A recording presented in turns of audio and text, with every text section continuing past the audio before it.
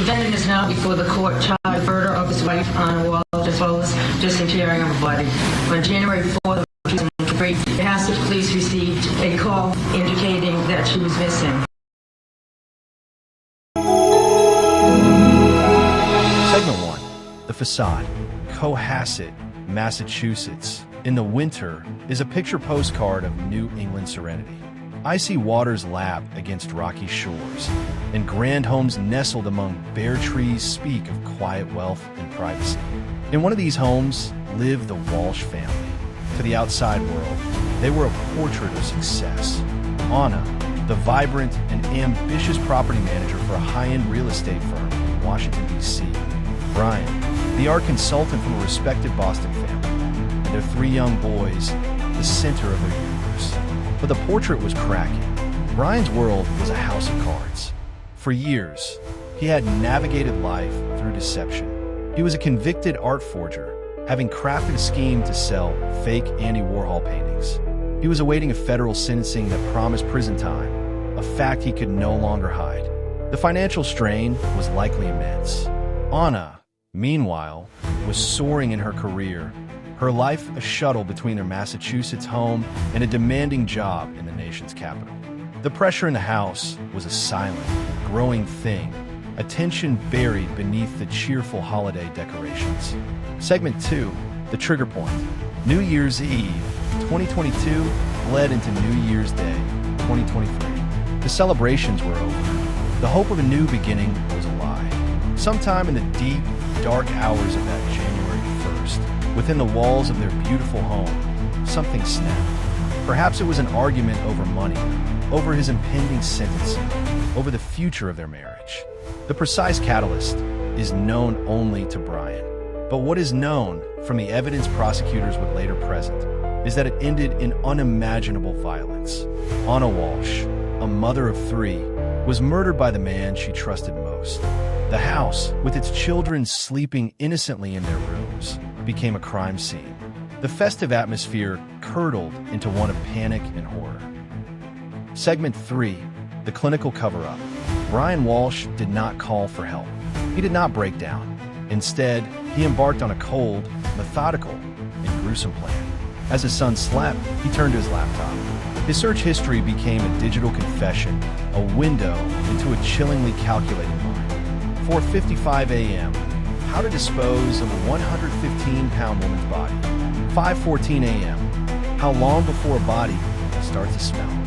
5:30 a.m. Can you be charged with murder without a body? 5:45 a.m. What's the best date to divorce for a man?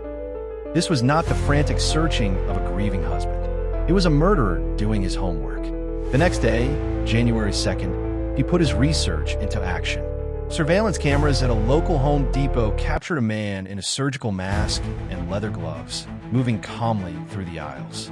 He filled his cart with the tools of disposal: a hatchet, a hacksaw, masking tape, drop cloths, Tyvek suits, and heavy-duty industrial trash bags. He spent over $450, paying in cash. He was building a kit for the annihilation of a human being. Segment 4, The Disappearance. For the next several days, Brian Walshe played his part.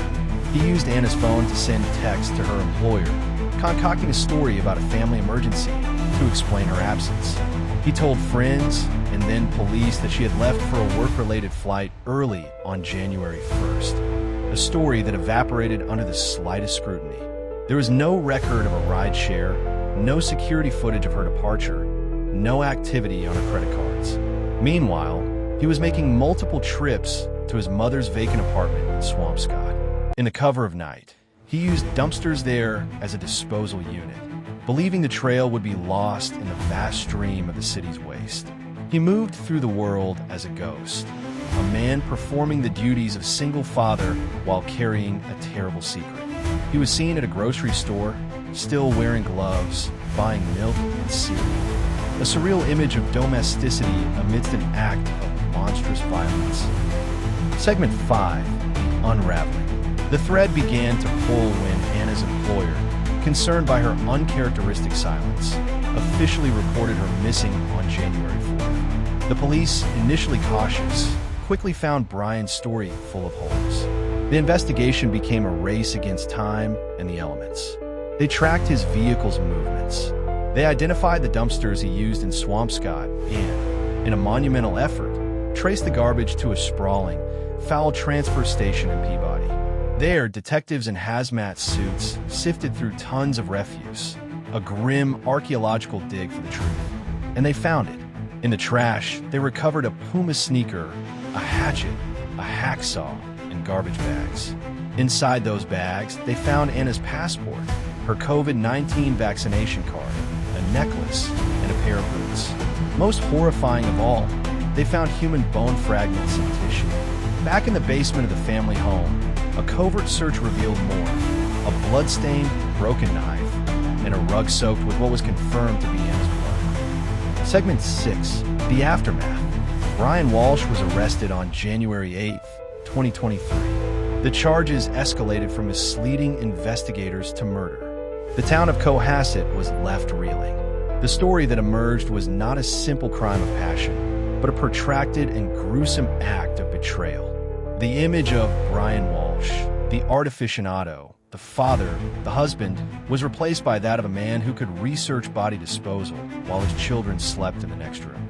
He now sits in a jail cell, awaiting trial, having pleaded not guilty. The home in Cohasset stands silent, a beautiful shell holding a terrible secret. The story of Brian and Anna Walshe is a haunting reminder that the most terrifying monsters are not strangers, but those who share our home, our life, and our trust, until the moment they decide to shatter it all.